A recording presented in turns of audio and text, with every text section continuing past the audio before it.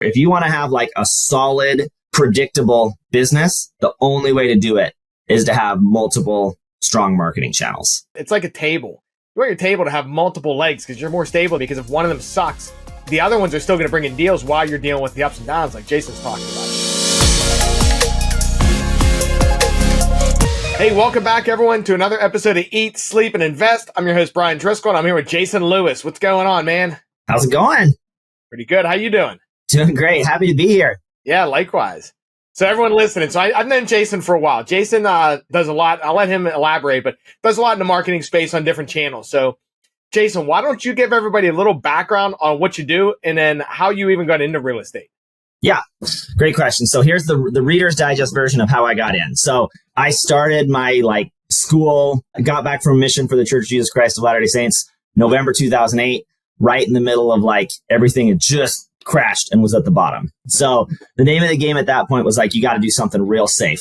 So safest thing I could think of was cancer. So I got a degree in radiation therapy.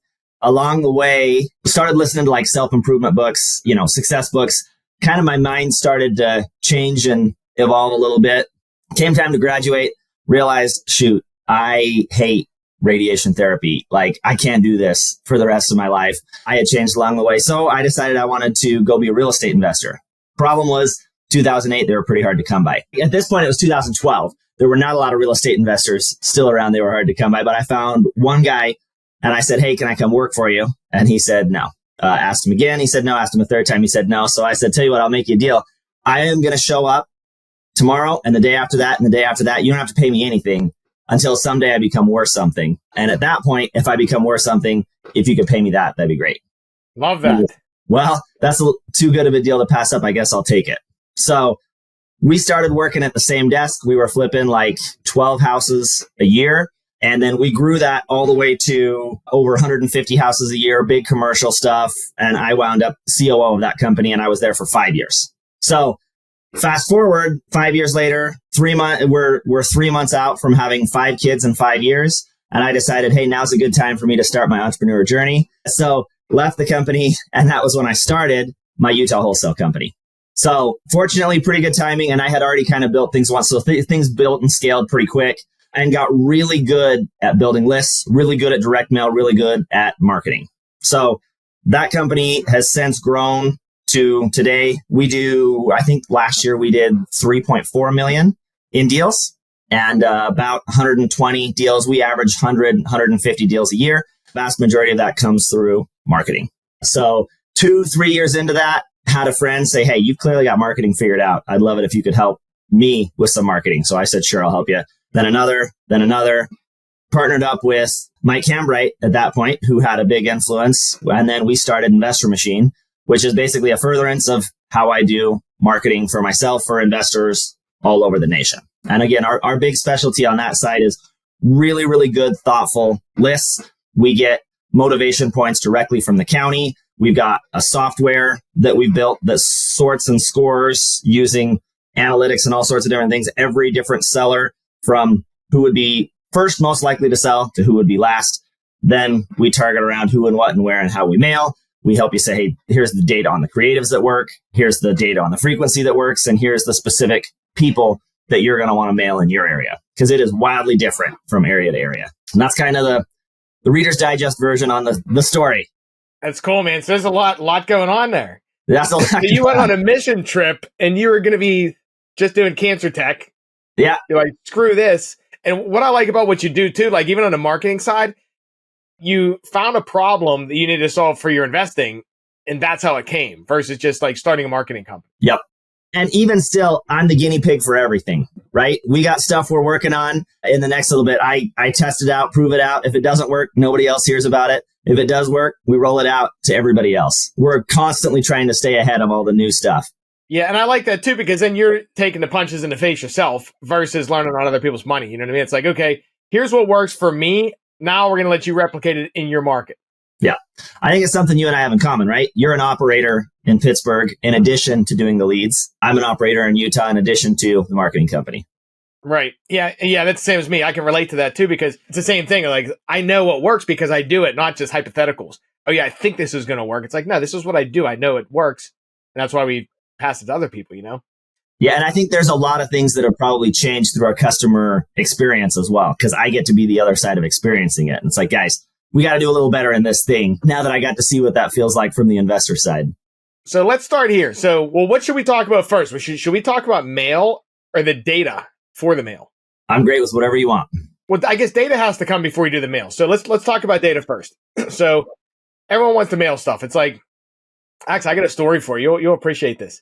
Chad, you know Chad, my business partner, right? Yeah. So back like, I don't know, 4 or 5 years ago, I always sent yellow letters. And I got a decent response rate on them. They're ugly, whatever, you know. And Chad's like really big on brand stuff. He's like, you know what? Let's come up with a piece of mail that looks sweet. So I'm like, okay. Went to Postcard Mania. I don't know if you ever heard of them. I used them once a long time ago. It was just once. Yeah. Usually people use them once. Here's the thing. You can pretty much, I'm a split tester, right? And I got to test and I got to try everything. Pretty much you drop a name in our space. Most likely at one point or another, I used them. So what I did is we printed out this super fancy looking piece of mail. Like it looked awesome. We matched the school colors, everything. It looked really professional. Sent 5,000 pieces out and got zero replies. Like not even one, not even a call. So it's like, that's how important the creative is. And then also who you're mailing to. Like just from what I found, that was expensive. Like it's not cheap.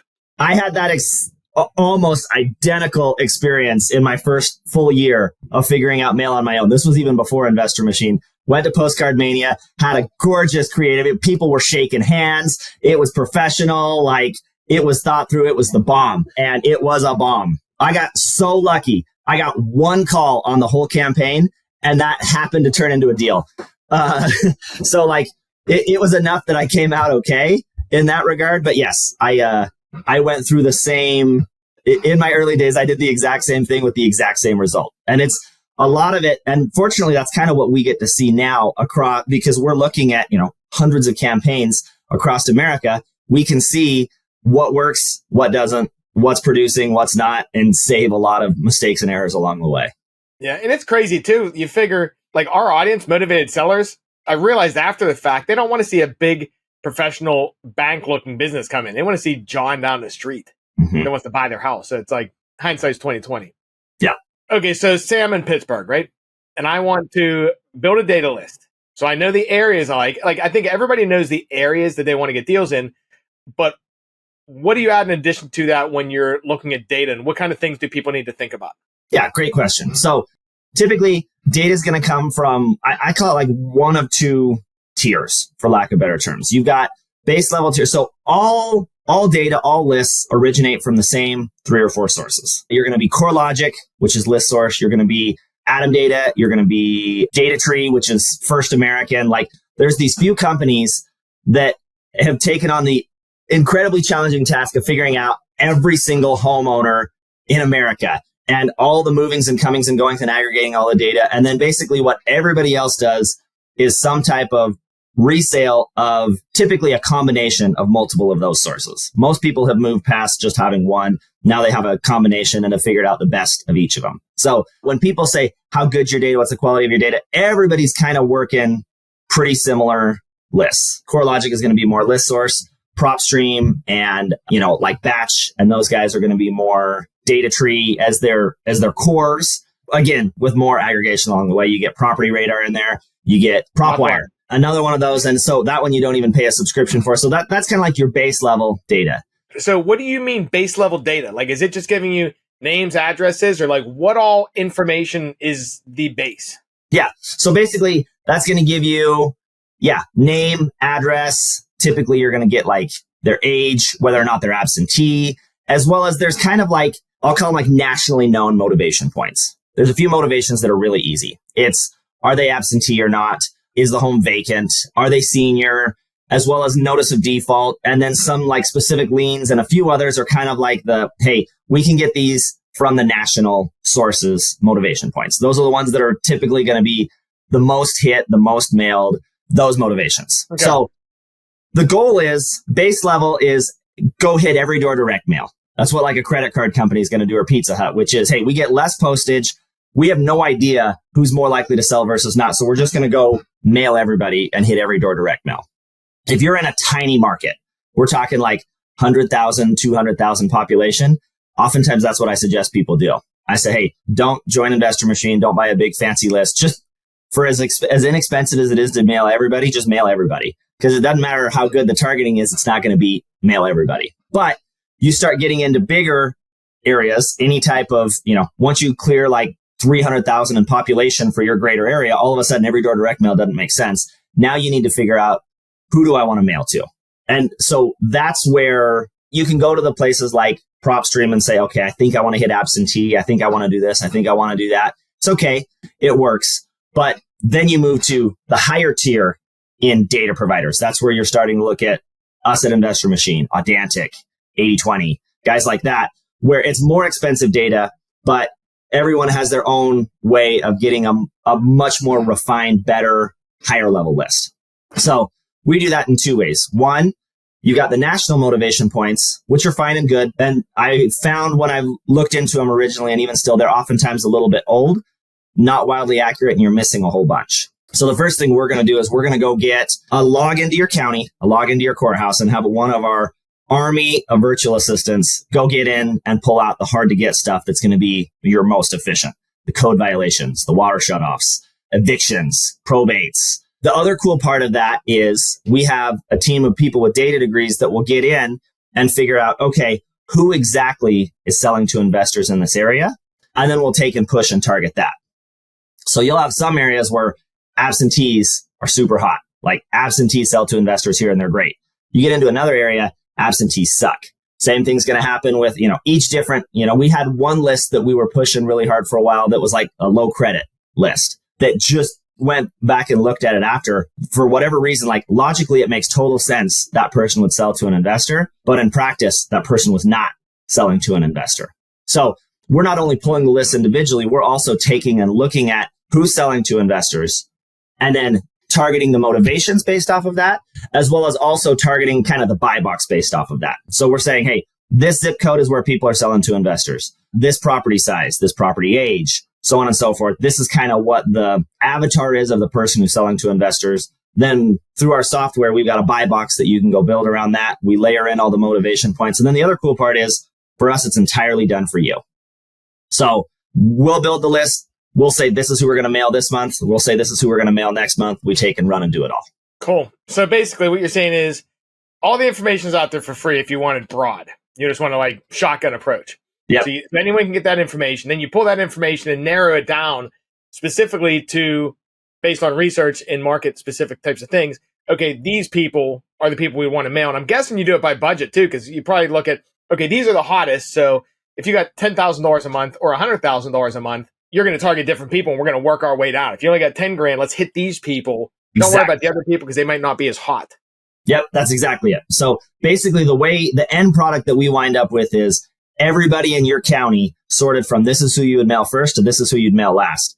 Then we say this is the budget, which is a super tactical part of marketing. You were at my CG presentation where I said, hey, the one part we forget about the most of being good at marketing is having the right budget. So yes, based off of the budget, we say, we know we're only going to hit the cream of the top, basically. How many times are we going to hit this part of the cream? How many times this part? And then how far down do we want to go? So that makes sense. So, okay. So, and you do that all turnkey. Like someone comes to you, what do you guys do? How do you find the buy box? So that part, we ultimately build the buy box together. We give a whole bunch of data that says, hey, here's all the hot zip codes. Here's all the hot, owner types, property types, etc. And then based off of that, because the thing is, it does take an element of the investor's knowledge as well. You get into like Detroit, let's say, and it's like, hey, dude, this is where all the investor activities happen. And they're like, yeah, that's where you get shot. If you go in there, I'm not buying rentals there. I'm not buying properties there. So we're actually going to take that one from, I want to focus on this one to I want to don't focus on this one. So it's a blend of their experience and what's worked for them, local area knowledge, plus what we're seeing on who's selling to investors. Okay, that makes sense. So it's like if I know I got a big hit rate on 3 bedrooms, 2 baths, and that's like my sweet spot too, we take that into consideration. Exactly. And build it. It's custom. You collaborate, basically. Exactly. Yep. Okay, cool. Okay, so you got the data done, right? Then you start mailing, right? How do you come up with, well, let me think. I'm thinking about, so say I'm going to market in Pittsburgh, right? How would I come up with a budget, a recommended budget based on household or is it based on goals, or how do you guys come up with that part of it? So typically for me, it's based off of goals. So, and budget is an interesting balance because on the one hand, all new marketing channels, doesn't matter if it's Motivated Leads, Investor Machine, your own PPC, anything else, all marketing channels. I've spent millions in marketing. So I've seen all of this. It all goes one of three ways. It rocks it out the gate. It's just okay, or it's not well at all. And you got to make some tweaks and figure it out. So the idea is you want to spend enough to give it a fair shake and to make sure that you get enough data back to be able to understand which of the three buckets that you're in, but not so much that if you're in bucket, it's not going so hot that you bleed out a crazy amount of money. So I found typically my ideal starting budget is going to be between the cost of 1 and 2 buys in a month. So mail, digital, like for me, they run fairly similar on cost per buy. So basically what your Motivated Leads cost per buy is, or your own PPC cost per buy, you're going to be in that range. So let's say your $4,000 cost per buy on Motivated Leads, you're probably going to be in the 3 to 5 range on mail. So that's kind of, I've found your sweet spot ideally for starting something out budget-wise. Because that's a big mistake that people will make is they'll go, let's say they're in a more competitive market like California, maybe their cost per buy is $8,000. They come in, they start spending they spend $2,000 for 3 months. They've spent $6,000. They're like, yeah, I didn't buy a house. I'm out. I'm done. I'm not doing it anymore. And people make this mistake doing their own mail, doing it with us. I'm sure they make the same mistake on pay-per lead. You got to have enough to be able to give it a fair shake, basically. Right. Yeah. Same on the pay-per lead side. It's like if you get 2 leads a month, you might be lucky and get a deal, or it might take you 4 months, Do you have the patience? And that's okay if you have the patience. But I will tell you, for the vast majority of investor brains that I know, once you hit 4 months, you're like, I'm bleeding money on this thing. I got to jump ship. Something else is going to work better.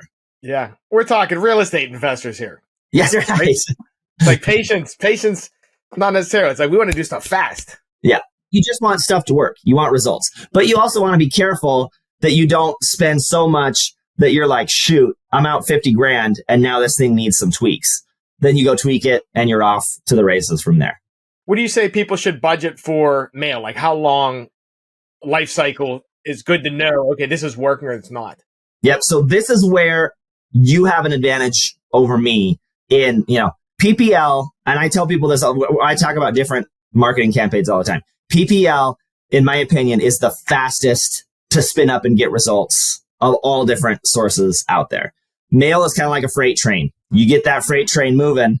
The advantage to the freight train is, the day I turn off my PPL, how many new calls am I getting? None, 0. Right? Phone stop, because someone else is getting that call now because they're paying for the lead. I get deals on mail from mail I sent a year ago, 2 years ago, consistently. Like it just becomes a big snowball that keeps on going along the way. But it does take a little bit of time to get that freight train moving. I think you're in the 2 to 4 month range for once the train starts moving. Now, do we have plenty of people that get a deal their first month? Yeah, I was one of them back in the day. But don't plan on that. Typically, it's going to take a couple months to get up and churning. So I'd say people should give it at least 6 months is what you'd think then for a fair shot. There's no marketing campaign that I start unless it's like bomb. And not only am I not getting results, but like I can just see like the fundamentals of this are bad, which is pretty rare anymore that happens. I always give a campaign 6 months. Okay, cool. I agree with that also. And anybody listening too, budget for 6 months because you don't want to cut something short and like cut it premature when it could work without giving it legs, because then you do it 2 months. You quit, you go spend money elsewhere. Then you get the call 4 months later from your postcards. You're like, oh, I should have kept doing it. Then you get your deal and it's just like all cattywampus. Yeah, I've heard that story more than a few times. Yeah, same. Okay, cool. So we got that now on the mailers. So say we got our data, we got our budget, we got our expectations and our list and everything. What are you seeing that's working the best in terms of mail pieces? Great question. So we just started over the last couple months starting to do a lot of specific analysis around the pieces that work. So we put a phone number onto all the postcards that takes an auto forwards to the client. So as far as the client's concerned, nothing different, but we at least get to see all the calls that come through. It gives us some good data on response rate based off of pieces, et cetera. So what I've seen from that, I mean, it's a ratio. And so between that, as well as the feedback we get from our clients, that's where this is coming from. So, certain pieces like the Street View card, the check letter, those are going to get you a higher response rate. I mean, those are the top two. And then there's another card out there, the Third Notice, that gets you a really high card. I don't send that one. I'm not a fan of that one. I don't preach the Third Notice card. So highest response rate is going to be your street views and your check letters. Those are also going to give you the largest number of FU calls, right? Those are the ones of people that are saying, take me off the list percentage goes up. There's a variety of like the shock factor niche cards. Those are great, but the shock factor does kind of wear off. Like you send a check letter to somebody, initially you're like, holy crap, this looks like a real check and there's a value on here. This is cool. By the time you've sent that check letter the fourth, sixth time to the same person, shock factor's worn off a little bit. Same thing with Street View. So we like to rotate those creatives in. In addition to that, like you said earlier, this is a little bit market dependent. In general, though, seeming like random Joe local neighbor homebuyer guy is going to get you better results than wildly professional, super branded national. We have kind of pulled off like a balance in between, which is like, hey, I'm already doing TV, so I'm on TV. I'm doing, all of these different marketing channels, and I kind of want it to have a similar look and feel. We do have a, general like, hey, it's still going to show that you're a company, but you're definitely like the nice guy local company or gal or whatever type of creative that we do as well. That definitely works too. I've sent a lot of those myself because that's kind of the target that I'm looking to do. But then I will rotate in just a basic doodle card, things like that. And yeah, you got to think about your area and what your demographic ideally is going to be looking for too. You're in Arkansas, you can send Tom Kroll's tribe card that at the bottom right says God bless, right?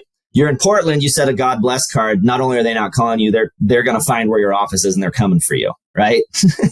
That's good. And you know what I like too? I never thought to track the data because I like data a lot. Tracking it on the phone call. So that would make sense because you send out, say, 100 pieces, right? And if you get 20 calls and you get 0 deals, maybe that piece is causing action, but it's not sending the right message. So it's getting the wrong type of replies. It's kind Correct. of what you're saying, right? Yep. Yeah. Third notice. If you send a third notice call, your phone's going to blow up. But most people that are calling you are like, what is this? Well, third notice of what? So, and you know what? That's a good point too. For everyone listening, run through what you're talking about. Check, third notice, and what was the third one? Street View. Street View. Give me a short version of each so anyone who doesn't know what they are knows. Great point. So the check letter is like, it's a letter, and at the front, there's a little window here, and you can see it looks like a check on the paper. And then it's an actual letter that kind of goes and explains and throws, check on there. Then this is the idea of a Street View. Is that like a picture of their house? Yep. Picture of their house on there. That is the Google Street View. And then third notice, I don't have. Basically, it doesn't even like identify you want to buy their house so that you're an investor. It basically just is a card that says, third notice, we really need you to contact us, call us, basically. And then they call. And then you try to convert it to, I should buy your house. It's almost like a type of cold calling type strategy. Again, that one's not my jam. That's abrasive. It's very, very abrasive. And then it kind of comes down to time versus money also. It's like, if you got the time and you want to deal with all the people screaming at you, you might get a deal and be able to swindle them into a deal that way versus sending a direct message that you're going to get less phone calls, but it's going to be a better experience. Yeah. Which the more branded professional you go, the more likely you are to have less calls, but higher conversion and conversations more like that. And the same could be said of letters. Letters are going to cost more, so you're not going to send as many of them out. You're not going to get as many people calling to say, take me off the list. You're going to get less calls per budget initially, but a letter is far more likely to have somebody 6 months from now call you and say, hey, I got your letter and I saved your letter. So I like to rotate in at least 2 letters a year. And there's all sorts of different letters you can send. You got the check letter, you got a yellow letter, like what you've sent in the past. You got a more professional letter. And based on market, we've got all sorts of data around, hey, this is the one that you should send and rotate in, and when in the year it makes more sense to send that, et cetera. Now, how often do you recommend hitting people? Because I know some guys are like, yeah, I sent letters. Like you normally need to hit people multiple times. Yeah. So that's where our algorithm comes in. We have certain people that we say, hey, based on the score they get, you should be hitting these people every 30 days. Then other people, based on the score they get, you're hitting them every 60 days. And then there's kind of like a rotation in and out. Somebody sells, then they drop off. Somebody has to be taken off the list, they drop off. Somebody else has a new motivation point, so they come up to the top and the bottom person drops off. So there's kind of always a little bit of change in the list. But in general, what we found to be best is like your hot people. Like there are 3 or more things wrong with this person. They're absentee, they just died, and they're delinquent on their taxes. Like those people, you're hitting them every 30 days. You're more generic, just the most motivated that's left to fill your budget. We hit those every 60. Okay, makes sense. We're almost out of time. I wanted to talk about though, what do you see in different, like what are the advantage of having different marketing channels? I'm a huge fan of different marketing channels. We talked about CG Select this weekend. I gave a CG Select presentation a little bit ago where I ran through my whole history of investing. And basically every marketing channel is a little bit of a roller coaster, right? Like, 2-3 years ago, texting was the bomb. Now texting is a little bit more of a struggle. Online has gone up and down. Mail is very solid for me year over year, but month over month, there's definitely, a little bit of a roller coaster. If you want to have like a solid, predictable business, the only way to do it is to have multiple strong marketing channels, as well as all the rest of the marketing channels ultimately complement each other too. Someone sees my postcard, they go to my website, they see all the Google reviews, they see, that we're a solid website. We win in each of the spaces that winds up ultimately leading to us coming out ahead. Yeah, I agree with that too, just because how things work too, because like say during elections, for example, you might be crushing on Facebook and for 3 months, now it sucks because the politicians are buying up all this spending. If you only have one marketing channel going, you're out of budget. Yeah, your TV ad cost just went up like 8 to 10x during politics season. Yep. So it's like everyone, all investors, number one, need to figure out what they can budget, but also allocate that. It's like a table. You want your table to have multiple legs because you're more stable then, because if one of them sucks, the other ones are still going to bring in deals while you're dealing with the ups and downs like Jason's talking about here. Mm-hmm. Yep, exactly. All right, cool. Hey, Jason, what's the best way people can reach you? Best way? That's a great question. If you're interested in Investor Machine, best thing to do is go to theinvestormachine.com. Make sure you mention Brian. We'll get you a deal. And then for me, I would say probably like find me on Facebook, any type of direct message there is perfect. Cool. Hey, last question for you. What's the top book you recommend? The one that just came to mind first to be The One Thing by Gary Keller. Okay, I just got done reading that one. That was pretty good. That's a good one. Yeah. Yep. If not that, The Compound Effect by Darren Hardy. Okay, yeah, also a good one. All right, good stuff. Hey, Jason, thanks for coming on, man. We appreciate you.